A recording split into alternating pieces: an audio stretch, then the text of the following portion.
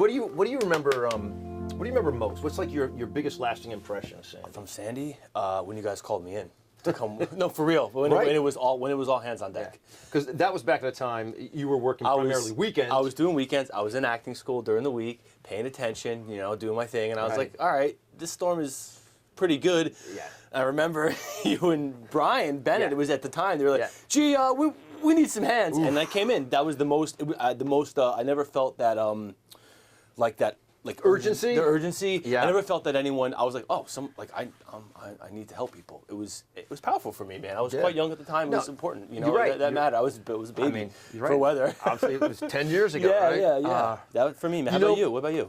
For me, I'm sure there's a lot, dude. The biggest, I've got a bunch of images in my head. One of which is I remember part of our management team came in here after the landfall. It was after we had made landfall.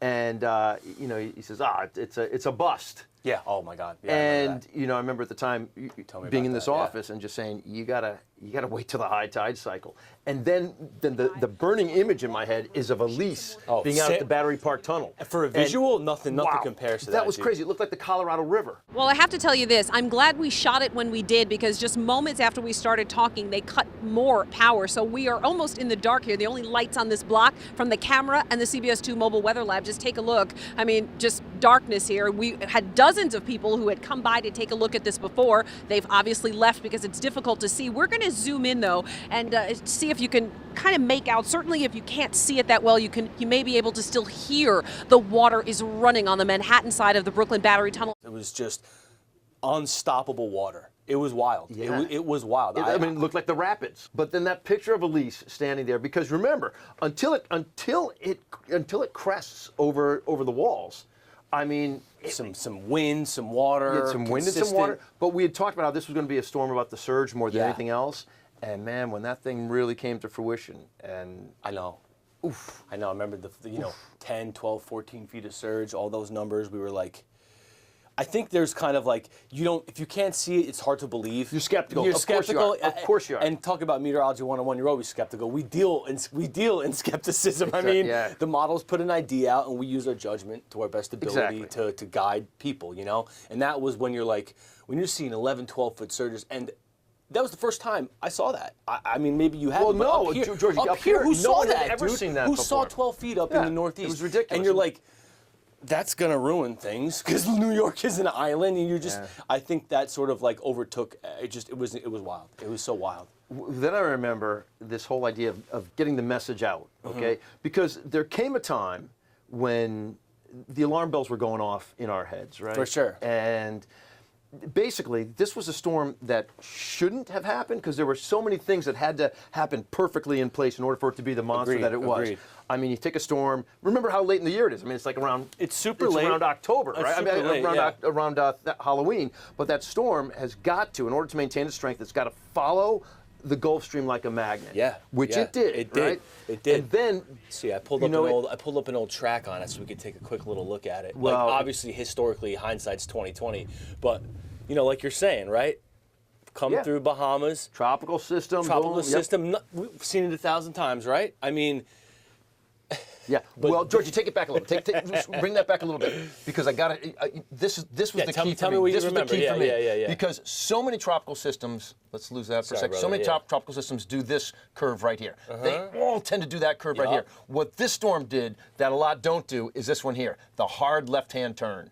And for all those hours from this point here, coming on, that whole time spins like this, right? The whole time it's pushing water on shore.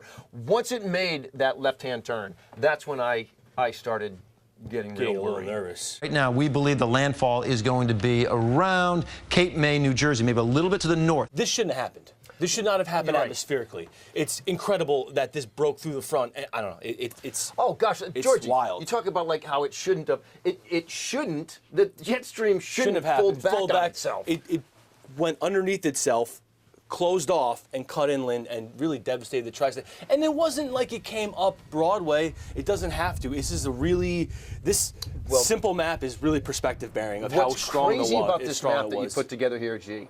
And honestly, Giorgio's just a master at building these things. I'm working. But what's great about this, G, to show people, everyone thinks that this storm came right into, like you said, into into like New York City. Downtown, right? It didn't. But by having New York City north of this line, anywhere north of this line, anywhere north of it, gets the onshore flow. You get the water being pushed this way. If you're south of this line, you're getting the water being pushed. So it's kind of like you know, like we like to do, especially with our hurricane experience, the quadrants. Bad spot for a number of hours, and it didn't change. Yeah. And I think that's what was the duration and the duration, build-up. absolutely. This is the latest information as of the 5 o'clock update. It's moved a few miles north. I don't want it to move. You don't want it to move. Not a mile to the north. That's been a decade. How much harder has forecasting gotten in the last 10 years, man? How much more have things? I feel like things have been changing quicker. No, they have been changing. Look, there's no question. Is it just because like this kind of just opened up our eyes to the sort of different things, or is it the map's getting better? I don't always know. I've told you the story in the past that when I was working, spending my time down at the National Hurricane Center, Max Mayfield was the director at the time, and one of his top 3 concerns was for New York City. It's crazy. And I'm like, well, Max, New York City doesn't get a lot of tropical activity. And this was would have been back 2003 or so, around there. Wow. And he just said, they've let their guard down. Meaning we haven't seen them for so many years. When it hits, hits, it's not going to happen. It's not going to happen. And I hate the fact that Max was right. No, but it just shows he really is. We want to be wrong. The best of the best. You want to be wrong on storms like this. Oh, let me tell you something. When we put our forecast out, I wanted nothing more than to be dead wrong on this. And look, let's be real. And you and I both know this is a science, but it's an inexact science. Yeah. And we do the best we can to give everybody an idea of how this is all going to work out. And most of the time, we're in the mix. We're in the vicinity. Sometimes you do have a strike. You miss altogether, right? Sure. And we take a lot of flack when we miss. Yeah. And we take it from our boss. We take it from the public as well. Yeah. This is one that I wanted to be dead wrong on. Yeah. Because first of all, look, I'm protecting my own family, Yeah. but I'm also protecting our people out there. How does that play? Because like, look, I make the graphics, we talk stuff, but you know, you are the voice of it. So you have a family, you own homes. Oh gosh. How did this play into your sort of forecasting psychology? The hardest news I've ever had to give the viewing public was what I thought Sandy could do. Yeah. And crazy part about it is, I was using what my bosses at the time said was inflammatory language, which you don't want to do. No, right. But keep it calm. But you know, some of the phrases I used, you know, in hindsight, they were spot. They were right. On, yeah, right? for sure. But I guess you do have to temper it, because I remember telling some people, said, look, if you haven't evacuated, please evacuate. I'm telling you, portions of the Jersey Shore will not be there after the storm. Yeah. And sure enough, portions of the Jersey Shore were redefined, I guess. They moved a portion of the boardwalk out of the way. They had some payloaders that they had brought down on the beach to kind of bring some of the burns up and also get some of the heavy equipment out to help protect this. But also, we keep talking about it's not even high tide yet.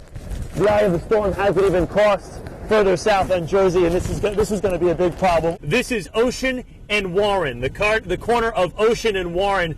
And if you can see in the distance, it's a little bit difficult. Our lights don't project that far, but that is the ocean waves crashing onto the barrier right on the other side of the street. I don't want to get too close, but you can see the spray. At that point, it's like, I have a responsibility. Oh. And biggest responsibility that has ever fallen on our plate. I think so. I think that's why it's you know, it's definitely a little triggering too. You know, a little bit like when you hear it, it's like we know that around here. Places were devastated. I mean, I think we did a story not long ago. How about residents in Breezy Point still aren't fully recovered? Oh, they're still not a decade not later? back to where they need to be. It's crazy. And yeah, my gosh, 10 years. This idea of it happening again. Yeah, that's hard. That's hard to try to talk about threading that needle so far out. I mean, you know? that's a great way to phrase it. Threading a needle. That's exactly what it did, dude. It really all of those elements had to just be perfect for it to be the monster that it was. We're just getting these devastating storms consistently, a little more regularly. More consistently. Didn't we just make a map not long ago about Cat 5 hurricanes? Yeah. And you could see the frequency started to become a little more frequent as you get closer No, because to you're now. right, because Cat 5s used to be. It used to be just like 30, 40 years, man, right? it was whoa, Cat 5, you know, and now It seems like we get them almost once a year. You're talking now, I'm not about saying they necessarily make landfall, but it seems Sure. like they intensify to that, which just goes in line with the fact that, look, don't even get me started on global warming or climate change or anything like that. But I will say that's another episode. It's another. It's a whole other episode. An hour-long special. But the fact is, you can't argue that things are warming. I mean, all you do is look at numbers. It's getting warmer out there. As things get warmer, it gives more fuel for these storms, and they get stronger. So the hope is. How about this? The hope is that we never have to deal with something like this ever again. Unfortunately, we can't guarantee that. We can't guarantee that. There's no guarantees in this business. No.